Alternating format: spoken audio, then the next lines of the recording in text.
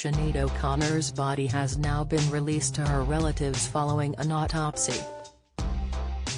The music legend, who away from the spotlight went by the name Sinead O'Connor, famed for her powerful voice, sadly died aged 56 on July 26 at her home in southeast London after she was found unresponsive. At the time, it was believed her death was not being treated as suspicious. Sinead's body was later taken for an autopsy in order to secure a medical cause of death, but a post-mortem examination report may not be received for some weeks. Shortly after Sinead's tragic death was announced, London Inner South Coroner's Court confirmed that they would make a decision as to whether they will open an inquest after the results of the autopsy are known and following submissions from her relatives. Meanwhile, John Thompson, clerk at the London Inner South District Court, confirmed in a statement on behalf of Senior Coroner Andrew Harris that the conclusion of the autopsy will be publicly disclosed if an inquest is opened. It's believed that Grammy Award-winning O'Connor had been living just off of Brick Lane in East London for just several weeks before she died. Confirming her death, her heartbroken family said, "It is with great sadness that we announce the passing of our beloved Sinead. Her family and friends are devastated and have requested privacy at this very difficult time." Sinead died just 18 months following the death of her son Shane, who died aged 17 after he left a hospital while on suicide watch.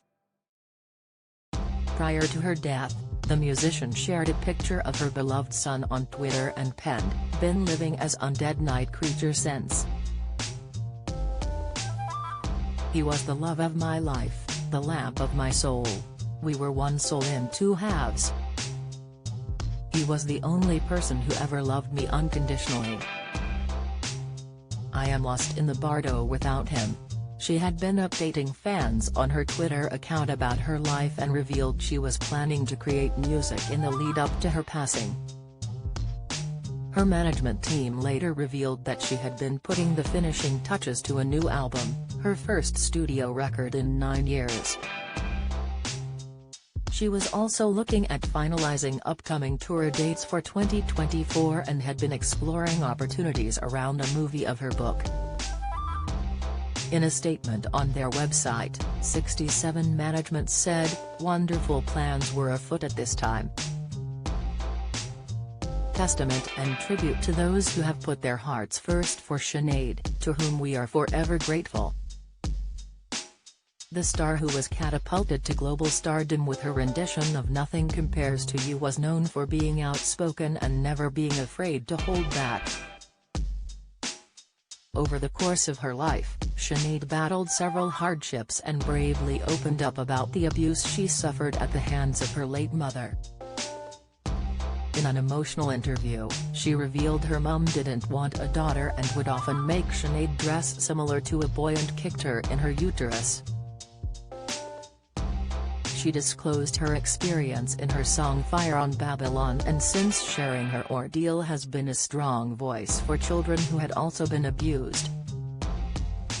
But never being one to refrain from standing up for wrongdoings, Sinead also attracted controversies, most famously in 1992, she used a performance on Saturday Night Live to protest child abuse, ripping a picture of Pope John Paul II while singing the line, "We have confidence in good over evil," holding up a photo of then Pope John Paul II as she spoke the word evil.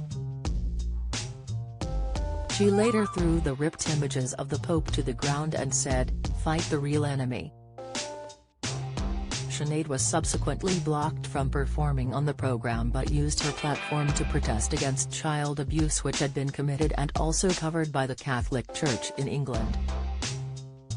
Discussing Sinead's bold decision following her death, Sir Bob Geldof paid tribute at a gig just days later, saying, "She tore up the picture of the Pope because she saw me tear up the picture of John Travolta on top of the pops. It was a little more extreme than tearing up effing disco. Tearing up the Vatican is a whole other thing, but more correct actually." I should have done it. If you're struggling and need to talk, the Samaritans operate a free helpline open 24/7 on 116 123. Alternatively, you can email joe@samaritans.org or visit their site to find your local branch.